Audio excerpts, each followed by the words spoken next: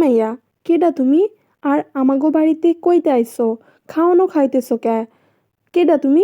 লতিফা বেগমের কথায় প্রতিক্রিয়া দেখালো না ইনায়া। সে পরোটা ছিঁড়ে ডালের সাথে চুবিয়ে মুখে দিয়ে চোখ মুখ কুঁচকে ফেলল।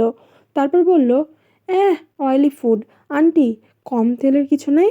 লতিফা বেগমের ভ্রু কুঁচকে মেয়েটার দিকে তাকিয়ে রইল। বিয়ের পোশাকে বসে থাকা মেয়েটাকে সে একটুও চিনতে পারল না। কে এই মেয়ে? লতিফা বেগমের দুইটা সন্তান, একটা ছেলে আর একটা মেয়ে। মেয়েটা এবার অষ্টম শ্রেণীতে পড়ছে, সকালেই কোচিং করতে গিয়েছে।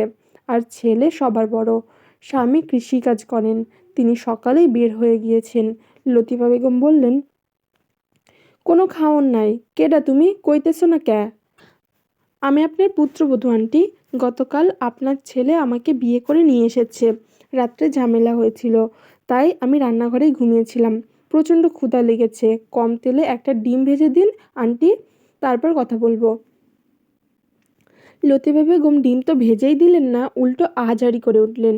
তিনি কান্নাকাটি করে জোরে জোরে বাড়ির পাশের ক্ষেত্রে কর্মরত নিজের স্বামীকে ডেকে উঠলেন, আনাসের বাপ, এই আনাসের বাপ, কোনো মরতেছ?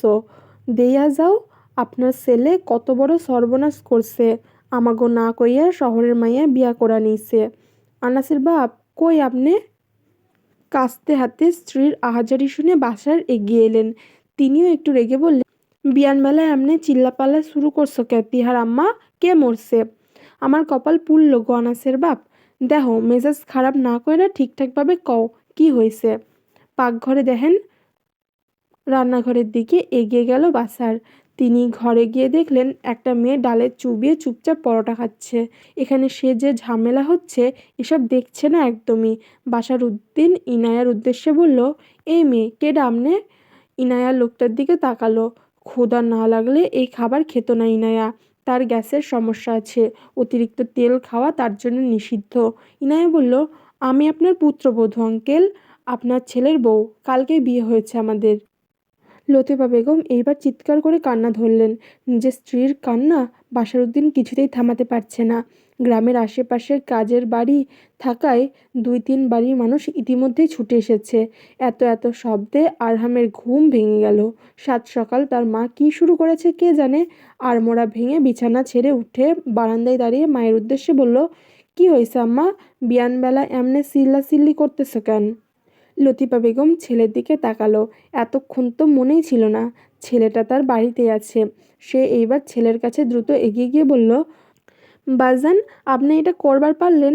আপনার আম্মার কত স্বপন আসছিল আপনার বিয়া নিজের পছন্দ করা মাইয়ার লগে করাইবে। সব স্বপন আপনি ভাইঙা দিলেন বাজান। আরাম অবাক হলো। এই সকাল সকাল তার মা কি শুরু করেছে? আরহামের বিয়ে করাবে ঠিক আছে, আরহামও তো বলেছে মায়ের পছন্দ করা মেয়ের সাথে বিয়ে করবে, তাহলে আবার কি সমস্যা? আরহাম এবার বিরক্ত হয়ে বলল, সকাল সকাল কি শুরু করেছেন আম্মা? আপনার পছন্দ করা মাইয়ারেই আমি বিয়া করমু কইছি তো। আমার লগে মশকরা করেন? রাতের অন্ধকারে বিয়া কইরা বউ লইয়া ঘরে উঠবেন, আবার আমারে কইবেন আমার পছন্দ করা মাইয়া বিয়া করবেন? নাটক করেন আব্বা। না, আরামের তো এইবার সত্যিই মেজাজ খারাপ হচ্ছে। গ্রামের ৩-৪ বাড়ির মানুষ ভর্তি হয়ে গিয়েছে, এদের কি কোনো কাজ নাই? এই জন্যেই গ্রামের এইসব চরিত্রের মানুষ তার পছন্দ না। আরাম এবার রেগে বলল, এই আপনাদের এখানে কি কাজ নাই আপনাদের? যান, যে যার বাড়িতে যান। লোকজন বোধহয় অপমানিত হলো। সবাই বাড়ির উদ্দেশ্যে হাঁটা ধরল। যেতে যেতে একজন মহিলার উপহাস করা কথা আরহামের কানে আসতে ভুল হলো না, সালমারে কেউ খবর দে, সালমার মাইয়ার কপালটা পুড়ছে। আরাম বুঝল না কি হচ্ছে এখানে। বাসারউদ্দিন ছেলের সামনে এসে বলল, যেইরা কইরা ফেলাইছো তার লাগি তো তোমারে মায়েরা যায় না। বউরে রান্নাঘরে ফেলাই রাখছো ক্যা? কার বউ? কোন বউ? কিসের বউ? বাশারউদ্দিনের ধৈর্যের বাঁধ এবার ভেঙে গেল। তিনি কাস্তে ছেলের দিকে উঠিয়ে শাসিয়ে শাসিয়ে বলল, তোমার লাগে মশকরা করার সময় মোর হাতে নাই। রাইতে বিয়া করছে আর এখন ভুইল্লা গেছে বউয়ের কথা। তা পাকঘরে আইয়া বউয়ের মুখখানা দেইখা মনে করো কিসের বউ। আর বেশি ফাল পারলে কল্লা ফালাইয়া দিমু। তিহার মা, আমি জমিতে গেলাম। রেগে তিনি হনহন করে হেঁটে চলে গেলেন। আরহাম বুঝল তার বাবা চটে গিয়েছেন, কিন্তু কেন? এইটুকু ঝামেলা, রান্নাঘরে কোনো একজন মানুষ আছে যাকে সবাই আরামের বউ ভাবছে, কিন্তু ভাবছে কেন? আরাম ধীরে ধীরে পাকঘরের সামনে গিয়ে ইনায়াকে দেখে তো অবাক হয়ে গেল। ইনায়া এখানে আমের আচার খাচ্ছে। আচারটা সে এখানে রাখা পেয়েছিল। বয়ামসহ খাচ্ছে সে। বলতেই হবে আচারটা খুব সুস্বাদু। এতক্ষণ আরহামকে বকা শোনাতে দেখে মারাত্মক ভালো লাগছিল তার।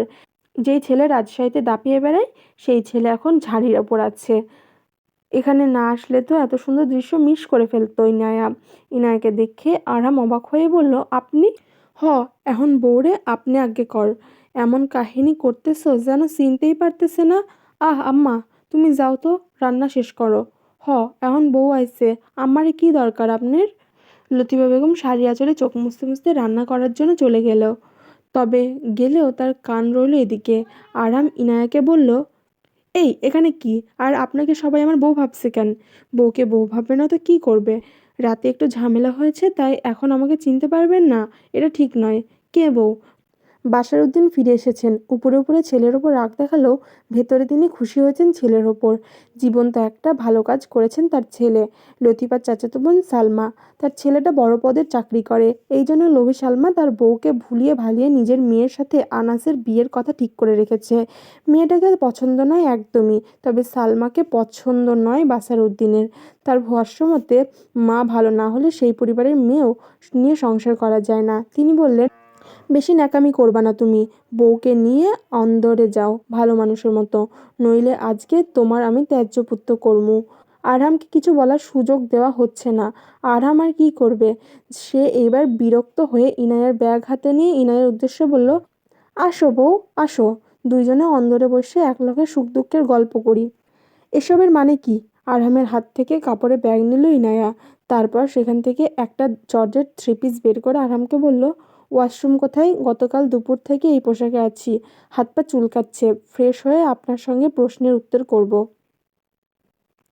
আজব তো, এই মেয়ে কি এখন এখানে থাকবে নাকি?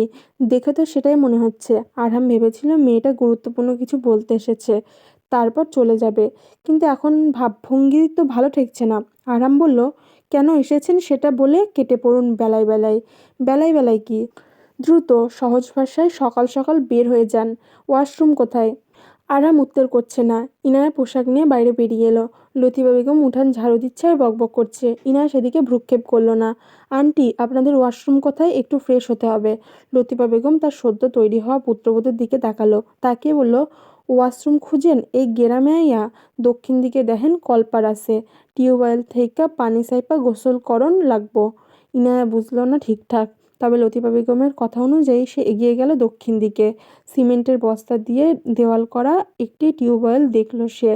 কিন্তু উপরে খোলা আকাশ, টিউবওয়েলের সামনে একটা বালতি আর গোসল করার মগ রাখা। পোশাক পাল্টাবে কোথায় মেয়েটা? আরহামকে বিপদে ফেলতে গিয়ে সে কোথায় ফেসে গেল? কলপার থেকে মাথা বের করে ইনায়া বলল, আন্টি, উপর দিয়ে তো আকাশ দেখা যাচ্ছে, এখানে পোশাক পাল্টাবো কিভাবে? আপনি কিভাবে জামা কাপড় পরবেন হেইডা আপনার আকলা খুশি। আমরা ওইখানেই জামা কাপড় ছাড়ি। পাশে দেখেন বাথরুম আছে, লাগলে ওইখানে যাইতে পারেন। ইনায়া ভাগ্য মেনে নিল। বাবা হুট করে যে কেন তার বিয়ে ঠিক করেছিল জানা নেই ইনায়ার।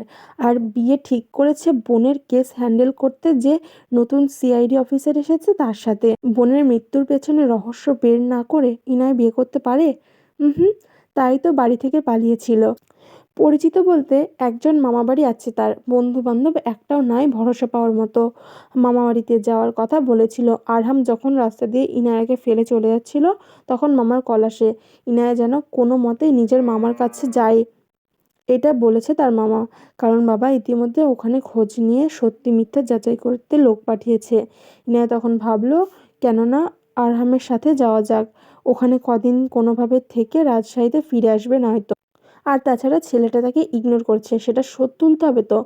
ভাবতে ভাবতে কোনো মতে গোসল শেষ করে পোশাক পাল্টে নিল। বাইরে বের হয়ে আরামের ঘরে আবারও গেল। লতিফা বেগম এখন মুরগিকে খেতে দিচ্ছেন। আরহাম এতক্ষণ মেয়েটার অপেক্ষায় বসেছিল। মেয়েটাকে দেখে সরাসরি মেয়েটার দিকে তাকালো। ইনায়া টান টান হয়ে বিছানায় শুয়ে পড়ল। আপনার যাবতীয় প্রশ্ন একে একে শুরু করুন। এখানে কি? ও মা, নিজের শ্বশুরবাড়িতে থাকতে গেলে আবার পারমিশন লাগে নাকি মিস্টার ভিলেন? ওভার স্মার্ট সাজার চেষ্টা করবেন না মিস। এসব কাহিনী ভালো লাগছে না। আপনি মানে আমাদের বাড়িতে কেন? এখান থেকে কেটে পড়ুন। আর আপনি এসেছেনই বা কেন? বাড়ির ঠিকানা পেলেন কই? এই, আপনি আমাকে ফলো করে আসেননি তো? এত এত প্রশ্ন শুনে ইনায়ার হাই দিল। তারপর আরহামের দিকে তাকিয়ে বলল, আপনার সমস্ত প্রশ্নের উত্তর ঘুম থেকে উঠে দিলে হবে না? দেখুন, রাতে ওই রান্নাঘরে ওইটুকু জায়গায় ঘুম হয়নি, তার উপর ভারী পোশাক পরা ছিল। আপনাদের উঠানের বাইরে আমার বাইকটা রাখা আছে, একটু নিয়ে আসবেন তো মিস্টার ভিলেন। এখন একটু ঘুমাতে দিন। ইনায়া সত্যি সত্যি চোখ বন্ধ করে নিয়েছে। আরহাম কিছু বলতে গিয়েও কেন জানি বলল না। সত্যি সত্যি উঠে দাঁড়ালো বাইক আনার জন্য। ইনায়া বলল, খুব গরম, এসিটা ছেড়ে দিন। বেশি বড়লোকি ভাব এখানে দেখাবেন না, গ্রামে এসি থাকে না। তাহলে অন্তত ফ্যান ছেড়ে দিন। ফ্যান ছাড়া আছে, কারেন্ট নাই।